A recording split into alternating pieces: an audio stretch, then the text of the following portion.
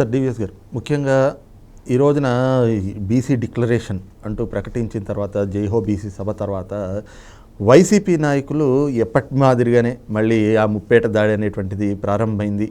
56 BC కార్పొరేషన్లు పెట్టాము, గత ప్రభుత్వాలు ఎందుకు పెట్టలేదు? ఇదే తెలుగుదేశం ప్రభుత్వం 14 నుంచి 19 వరకు అధికారంలో ఉంది కదా, మేము 56 కార్పొరేషన్లు పెట్టాము. ఈ రోజున బీసీలకి పెద్దపీట వేస్తుంది మేము, మరి తెలుగుదేశం ప్రభుత్వం ఏమీ చేయలేదు అని చెప్పుకుంటారు. కానీ ముఖ్యంగా వాళ్ళకి నిజంగా రావాల్సినటువంటి పథకాలు కానీ, లేదంటే వాళ్ళకి రావాల్సినటువంటి ఆర్థిక ప్రయోజనాలు కానీ ఈ 5 ఏళ్ల పరిపాలనలో ఎక్కడైనా అందిన పరిస్థితులు కనిపిస్తూ ఉందా? 56 బీసీ కార్పొరేషన్లకి ఎంత నిధులు ఖర్చు పెట్టారు, బడ్జెట్లో ఎంత పెట్టారు, ఎంత ఖర్చు చేశారు, దాని మీద శ్వేతపత్రం ఇవ్వాలి. కేవలం కార్పొరేషన్ పెట్టి చైర్మన్ని నియమించి అతనికి ఒక కారు ఇచ్చేసి స్టిక్కర్ వేసుకోమంటే కాదు కదా. ఇవాళ ఏంటంటే ఈ కార్పొరేషన్ల ద్వారా ఏం జరిగింది అంటే, మీరు అప్పులు తెచ్చుకోవటానిక ఈ కార్పొరేషన్లు పెట్టింది? ఎందుకంటే రేపొద్దున అదొక పెద్ద స్కామ్. ఏది దాని మీద ఎవరన్నా కేసు వేసినట్లయితే జైళ్ళకు వెళ్ళేది వీళ్ళే. ఎవరు? ఇది కంపెనీస్ యాక్ట్ కిందకు వస్తుంది. దీనివల్ల ఏం జరుగుతుందంటే, ఇప్పుడు ఆ డైరెక్టర్లు బలవుతారు.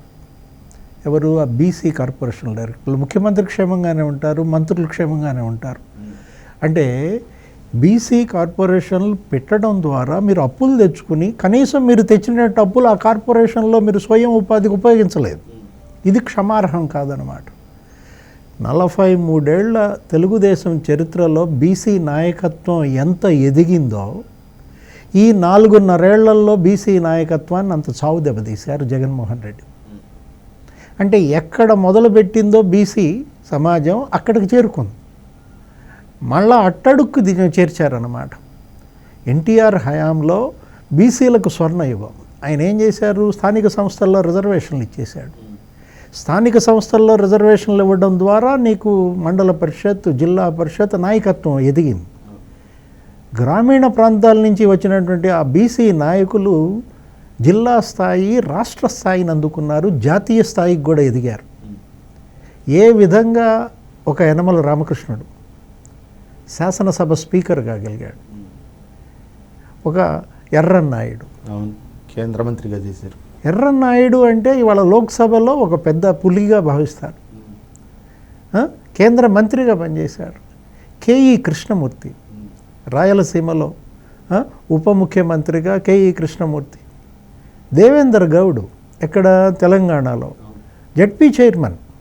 దేవేంద్ర గౌడ్ యొక్క ఆరిజిన్ ఎలా బిగినైంది? జడ్పీ చైర్మన్ నుంచి రాష్ట్ర మంత్రిగా, హోంశాఖ మంత్రిగా. ఇవాళ దేవేంద్ర గౌడ్ అంటే అదొక బ్రాండ్గా మారి. ఈ నాయకత్వం అన్ని కులాలలో, ఏది బీసీ కులాలలో ఎలా ఎదగగలిగింది?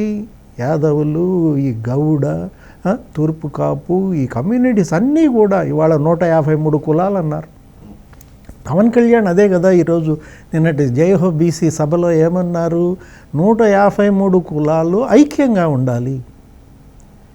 ఈ 5 ఏళ్లలో చంద్రబాబు నిన్న speech, Lokesh Babu speech, Pawan Kalyan speech సారాంశం ఏంటి? జైహో బీసీ సభలో 300 మందిని హత్య చేశారు. ఎన్నేళ్లలో? 5 ఏళ్లలో 26,000 మంది బీసీల పైన తప్పుడు కేసులు పెట్టారు, జైళ్ళకు పంపారు, వాళ్ళ భూములు లాక్కున్నారు. ఏది? అసైన్డ్ ల్యాండ్స్ దగ్గర ఎన్ని వేల ఎకరాలు? 8,000 ఎకరాలు బీసీల దగ్గర నుంచి లాక్కున్నారంట. అచ్చెన్నాయుడిని ఎన్ని రోజులు జైల్లో పెట్టారు? 83 రోజులు అచ్చెన్నాయుడిని జైల్లో పెట్టారు. ఏమైనా రుజువు చేయగలిగారా? అసలు అచ్చెన్నాయుడికి దానికి సంబంధమే లేదు అని 17A అతనికి కూడా వర్తిస్తుందని తీర్పు వచ్చింది. కొల్లు రవీంద్రని ఎన్ని రోజులు జైల్లో పెట్టారు? 53 రోజులు జైల్లో పెట్టారు. అరే, యనమల రామకృష్ణుడి మీద ఏ కేసు పెట్టారు? SC ST.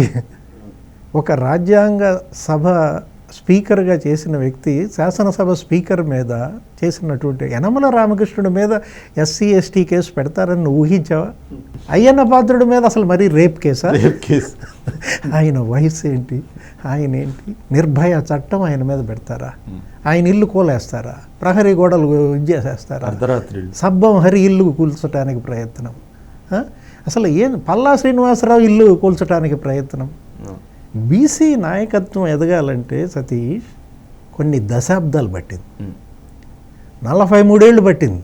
ఏది బీసీ నాయకత్వం ఈ రాష్ట్రంలో ఈ స్థాయిలో సమున్నతంగా కేంద్ర స్థాయికి నాయకత్వం ఎదిగిందంటే దేశ స్థాయికి 43 ఏళ్ళు ఎన్టీఆర్, చంద్రబాబు వాళ్ళని ప్రోత్సహించారు.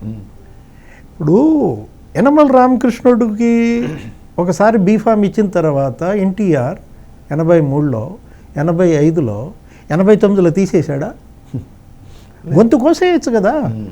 ఇప్పుడు టికెట్ లేదు, నీ మీద సర్వే వ్యతిరేకత ఉంది అని రెండోసారి మరి యనమల రామకృష్ణుడికి బీఫామ్ ఇవ్వకుండా చేశారా? ఎర్రనాయుడికి చేశారా? కేఈ కృష్ణమూర్తికి చేశారా? 6 సార్లు వరుసగా ఎలా గెలవగలిగాడు యనమల రామకృష్ణుడు? 6 టైమ్స్ వరుసగా గెలిచాడంటే ప్రోత్సాహం, పార్టీ ఇచ్చిన ప్రోత్సాహం, ఎన్టీఆర్, చంద్రబాబు ఇచ్చిన ప్రోత్సాహంతో బీసీ నాయకత్వం ఇలా ఎదిగింది. ఇప్పుడు జగన్మోహన్ రెడ్డి ఏం చేస్తున్నారు? ఇప్పుడు వంశీకృష్ణ యాదవ్ విశాఖపట్నం 11 పేజీలు ఉత్తరం రాశాడు. ఏంటి? నేను పార్టీ ఆఫీస్కి నేను జీతాలు ఇచ్చానండి, నా మీద 18 కేసులు పెట్టడం ఏంటి, 20 కోట్లు ఖర్చు పెట్టాను. పార్థసారథి, ఎవరు పార్థసారథి? బీసీ సీనియర్ మంత్రి కదా, వీళ్ళ నాన్న క్యాబినెట్లో చేశారు. ఇది రాజశేఖర్ రెడ్డికి వీర విధేయుడు కదా. పార్థసారథి ఏమన్నాడు? నాకు జనంలో గుర్తింపు ఉంది కానీ జగన్ దగ్గర లేదు. కర్నూలు ఎంపీ, బీసీ ఎంపీ ఎవరైనా సంజీవ్ కుమార్ ఏం చెప్పాడు? 4.5 ఏళ్లలో 2 సార్లే మా సీఎం నాకు అపాయింట్మెంట్ ఇచ్చాడండి. అంటే బీసీల ఆత్మాభిమానం, ఆత్మ గౌరవం జగన్మోహన్ రెడ్డి ఎంత దెబ్బతీశాడు. జంగా కృష్ణమూర్తి ఎవరు? రాజశేఖర్ రెడ్డి వీర విధేయులు వీళ్ళంతా కూడా. జంగా కృష్ణమూర్తి మాజీ ఎమ్మెల్యే, టీటీడీ బోర్డుకు చేసినటువంటి వ్యక్తి. ఇవాళ జంగా కృష్ణమూర్తి ఏమని చెప్తున్నాడు? ఆత్మగౌరవం లేకుండా ఈ పార్టీలో మేము ఉండలేము. అంటే ఏం జరుగుతోంది? బీసీల ఆత్మగౌరవానికి, జగన్మోహన్ రెడ్డి అహంభావానికి మధ్య యుద్ధం జరుగుతుంది. ఇంతగా బీసీ నాయకత్వం మనం అనుకున్నాం. ఏది 43 ఏళ్ళు తెలుగుదేశం పెంచిన నాయకత్వాన్ని 4.5 ఏళ్లలో తొక్కేశాడు. ఇప్పుడు మూర్తి గారు చెప్పారు కదా, ఇందాక నువ్వు కూడా అన్నావు, ఎంతమందిని చంపారు? 300 మందిని చంపారు. అందుకేగా ఇది తెచ్చింది ఈ చట్టం. ఏంటంటే బీసీ రక్షణ చట్టం, బీసీ ప్రత్యేక రక్షణ చట్టం తేవాల్సిన అగత్యం కల్పించింది జగన్మోహన్ రెడ్డి పాలన. అంటే ఎస్సీ ఎస్టీ అట్రాసిటీ యాక్ట్ ఎట్లాగో ఇప్పుడు ఈ బీసీలకు కూడా ఈ చట్టం కనుక తెస్తే ఒక రక్షణ, ఒక గొడుగు, వాళ్ళ భూములకు కానీ, వాళ్ళ ఆత్మ గౌరవానికి కానీ, వాళ్ళ రాజకీయ భవిష్యత్తుకు కానీ. ఇలాంటి డిక్లరేషన్ని జగన్మోహన్ రెడ్డి సజ్జల తప్పుపడుతున్నారు.